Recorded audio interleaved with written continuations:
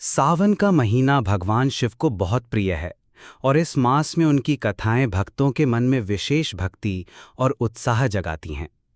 मैं आपको समुद्र मंथन और नीलकंठ की कथा विस्तार से सुनाता हूं, जो सावन से गहराई से जुड़ी है। प्राचीन काल में देवताओं और असुरों ने अमृत प्राप्त करने के लिए समुद्र मंथन करने का निश्चय किया। अमृत वह था जो पीने वाले को अमर बना देता था। भगवान विष्णु के मार्गदर्शन में दोनों पक्षों ने मिलकर यह महान कार्य शुरू किया। मंदार पर्वत को मथानी और नागराज वासुकी को रस्सी बनाया गया। देवता और असुर एक दूसरे के सामने खड़े होकर मंदार पर्वत को घुमाने लगे। मंथन शुरू हुआ तो समुद्र से कई दिव्य चीजें प्रकट हुईं। पहले कामधेनु गाय निकली, जिसे ऋषियों ने ग्रहण किया।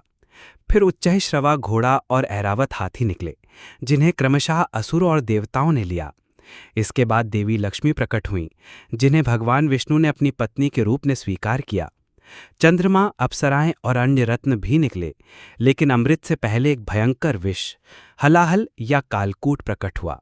यह विष इतना प्रबल था कि उसकी तपन से स्वर्ग, पृथ्वी और पाताल जलने लगे। हवा में विष की गंध फैलने से जीव जंतु, पेड़ पौधे और सभी प्राणी संकट में पड़ गए।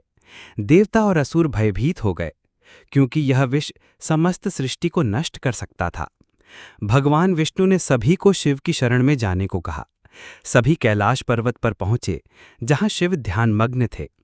ब्रह्मा, विष्णु और अन्य देवताओं ने प्रार्थना की, हे महादेव, आप जगत के रक्षक हैं, इस विष से सृष्टि को बचाइए। शिव ने भक्तों की पुकार सुनी और करुणा से भरकर उस भयंकर विष को अपने हाथों में लिया। उन्होंने उसे अपने मुख में डाला और पी लिया। विष इतना प्रबल था कि उनका कंठ नीला पड़ गया।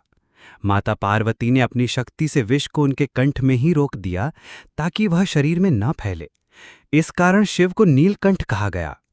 अपनी तपस्या और योग बल से शिव ने विष के प्रभाव को नियंत्रित किया और सृष्टि को विनाश बचा लिया। देवता, असुर और सभी प्राणी उनकी इस महानता के सामने नतमस्तक हो गए। इसके बाद अमृत का कलश प्रकट हुआ, जिसे धन्वंतरी वैद्य लाए। असुरों ने उस पर कब्जा करने की कोशिश की, लेकिन विष्णु ने मोहिनी रूप धारण कर असुरों को छल से अमृत से वंचित कर दिया और उसे देवताओं को प्रदान किया। माना जाता है कि यह घटना सावन मास में ही हुई थी। सावन में प्रकृति का जल तत्व विशेष रूप से प्रभावी होता है और समुद्र मंथन का जल से गहरा संबंध है। शिव का जल से विशेष नाता है, क्योंकि वह गंगा को अपनी जटाओं में धारण करते हैं। इसीलिए सावन में शिवलिंग पर जलाभिषेक की परंपरा है, जो नीलकंठ स्वरूप को शीतलता प्रदान करता है। भक्त जल, दूध, बेलपत्र, धतूरा और भांग चढ़ाते हैं और सावन के सोमवार को व्रत, रुद्राभिषेक और ओम नमः शिवाय मंत्र का जाप करते हैं। यह कथा हमें शिव की करुणा, त्याग और सृष्टि की प्रति उनकी प्रेम को दर्शाती है। यह सिखाती है कि सच्चा प्रेम और नेतृत्व दूसरों के लिए बलिदान देने में है। विष को कंठ में रोककर शिव ने दिखाया कि नकारात्मकता को नियंत्रित कर सकारात्मकता में बदला जा सकता है। सावन में उनकी पूजा मन को शुद्ध करती है और हमें उनके गुणों को अपनाने की प्रेरणा देती है। साथियों, कहानी कैसी लगी? अपना प्यारा सा कमेंट करके हमें बताएं और आपके किस्सा कारवा चैनल को लाइक व सब्सक्राइब जरूर करें, ताकि हमारा अगला वीडियो आप तक पहुंच सके।